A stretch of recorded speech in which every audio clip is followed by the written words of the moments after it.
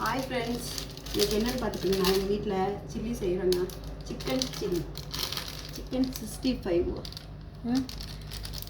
மசாலா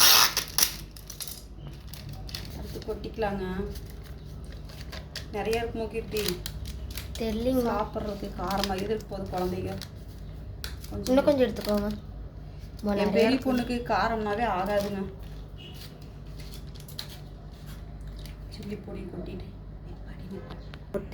பார்த்தீங்கன்னா இஞ்சி பூண்டு பேஸ்ட்டுங்க போட்டுக்கலாம்.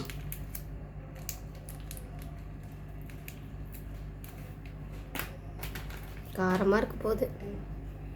கொஞ்சம் எலுமிச்சம் இருந்தாலும் சாறு இருக்குது, நல்லா இருக்கும். மணக்குது.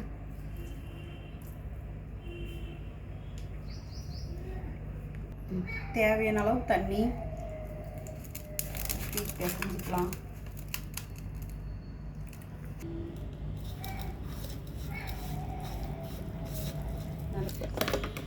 பிசைஞ்சிட்டோம்.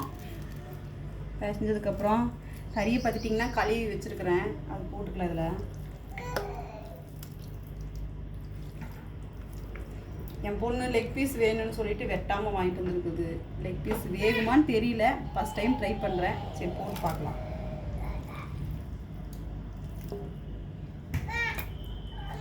இருமா வர, என் சின்ன பொண்ணு வேற வர போட்டு நல்லா பெரட்டிக்கலாங்க.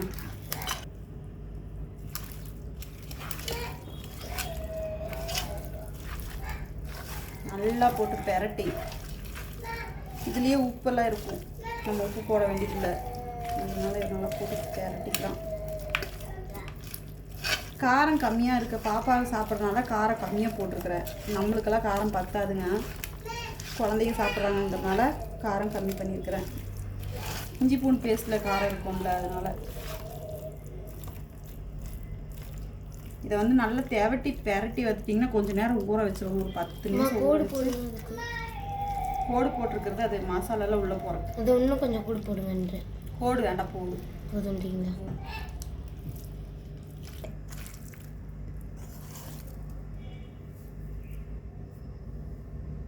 வச்சிட்டேன். ஒரு 10 நிமிஷம் மூடி வச்சுருந்து பொரிக்கலாம். அங்கே பொரிக்கும் போது உங்களுக்கு காட்ட முடியாது, ஏன்னு கேட்டிங்கன்னா இன்றைக்கி சடவுன்னு கரண்ட் இல்லை.